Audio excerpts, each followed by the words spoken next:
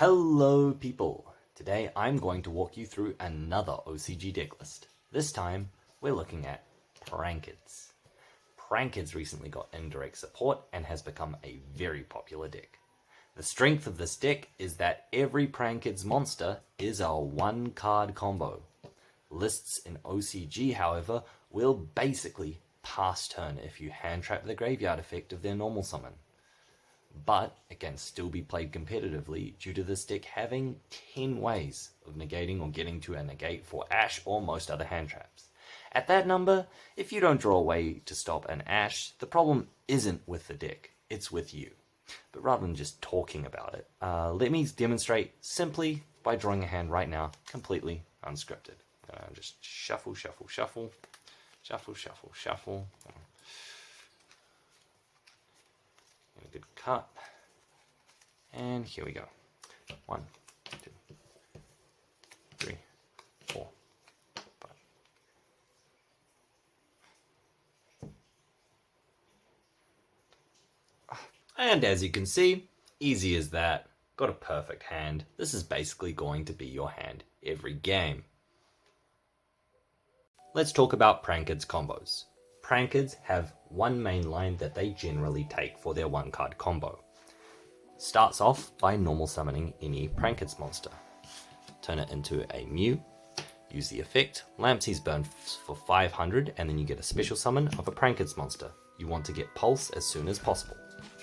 Turn your Pulse and your Mew into a Doodle-Doo. Now go chain 1 Doodle-Doo, chain 2 Pulse. Pulse can drop a Prankids card from deck to grave, drop the fusion spell, and then get your special summon. Doodle-Doo will get an add of a Prankids spell trap, so add Prank. From here, you use Doodle-Doo effect, targeting the fusion spell and any Prankids monster, add them to hand. From here, you activate Prankids Prank, and use its effect, discarding a Prankids card to get a token. You turn the token and your Dropsies into another Doodle-Doo.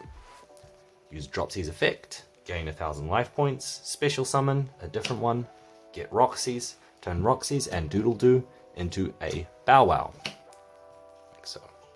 Now you can use Roxy's effect, banish the other card you have in hand, get a draw one, and then special summon a Prankids monster from deck.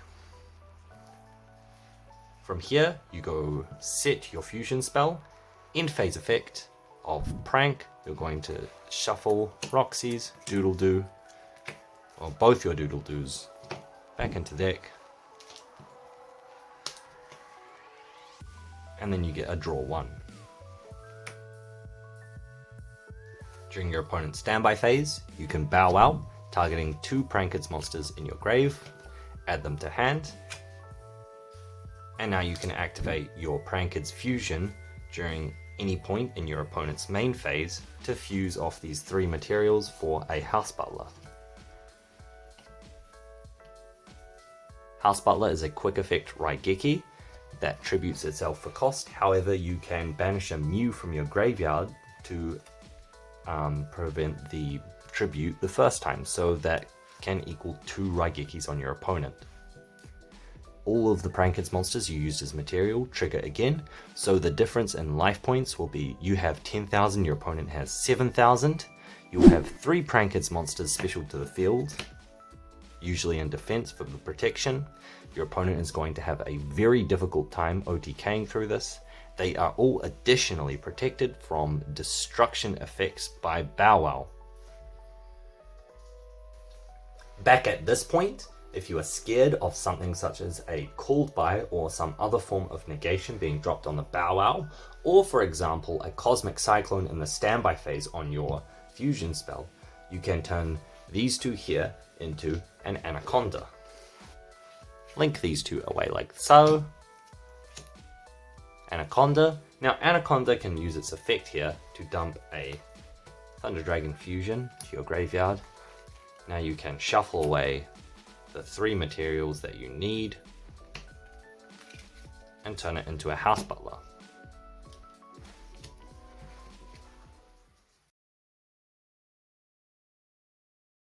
Let's talk hand traps. The first obvious one is Ash, Skullmeister, or gamma, the effect of the Pranked monster when it's sent to graveyard for the Mew. Nothing to think about here really. This will stop their turn when it goes through, and waiting will not change chances of success. The times that you don't are when they open with their new Brave token engine. This level 3 girl can banish from hand or graveyard to search for their token generating spell. The search can be belled as well as ashed. The token generating spell locks the activation of normal summoned monsters for the turn it is activated, and also activates the Tabiji continuous spell from their deck. The Tabiji continuous spell can add an equip spell whenever a monster is normal or special summoned to the field. They'll add this one. Then they will activate Tabiji's activated effect to search for a monster that lists the hero token in its effect text, getting the Griffin Rider. This card is an Omni-Negate that can quick effect special summon to the field during either player's main phase. After they have done the search, they also must perform a discard, so they will discard this equip spell, which can then equip to the hero token monster when it is sent to graveyard. You have no choice but to hit this level 3 girl, or if they open with the token card instead, you will have to hit the continuous spell's search effect for the monster. Otherwise, the Omni-Negate that this guy provides will eat up your hand trap. Nibiru also massively hurts this deck. It is very dangerous, and your only way to take care of it is hand trap negation. Otherwise, you have to pray for one of your few extenders. There is a combo that you can perform in which you do not special summon a monster after making Doodle-Doo. Use Doodle-Doo to retrieve 2, and end turn with a game plan to make the Weather Fusion on your opponent's turn. But this is more likely to lose you the game against a large number of decks than if you just simply pretend Nibiru doesn't exist at all. What I like to do at the start of games is ask my opponent nicely if they run Nibiru, and if they say yes, then I go for the gentleman's agreement. Max C. See Nibiru for reference. Build. Build is pretty straightforward for a deck like this. Don't change Pranked's ratios, play meta-relevant hand traps in the main, max cross out and called, and the Brave token engine should run 1 Tabiji, 1 of the backpack, 1 Griffin Rider, 3 Artemisia, and 3 Water Chick. The choice of build in this deck is mainly around whether to play Destroy Phoenix or not. This deck doesn't have to, but I reluctantly recommend that you do. I very much dislike running as many bricks as you get by including both the Destroy Phoenix engine as well as the Brave token engine, but the power brought to the table by both, alongside the insane consistency of Prankeds, is probably too much to pass up. If you do so, cut the Thunder Dragon Fusion 1 for 1, 1 or 2 of the Prankeds cards, and make the deck 41 cards. This deck loves hand traps, as you get 2 draws over the course of your 1-card combo, and are required regardless for the crossout. This deck can stay relevant in a variety of metas due to the stupid consistency you get from every monster being full combo and the flexibility of the surrounding cards. The Brave token engine provides an easy Omni-Negate, deck thinning, and free material. You can easily get 2 monsters on the board to turn into a Dark or an Anaconda using the special summons without affecting your Prankeds combo. Multiples, rather than being annoying, are easy candidates for the banish effect of Roxy's. The equip spell is perfect as a target to pop on your own field with Destroy Phoenix Guy, as it comes back to the field once per turn. Siding. There are several considerations to take into account for siding with this deck. This deck can potentially be in serious trouble if it runs into Floodgates. Gozen and Rivalry both affect this deck. Imperial Order hurts a lot. Summon Limit is devastating. Compulsory Evacuation Device, Torrential Tribute, Call by the Grave, the list goes on. Best thing this deck can do is simply get to go first, but Destroy Phoenix and Roaring Roaster provide some defense. Generally, the deck will side evenly matched in relevant hand traps against Floodgate matchups. Against Eldritch, for example, that would be Lancia. A popular choice at the moment for this deck is side-decked Judgments. They provide quite a lot of protection against the main dangers to this deck.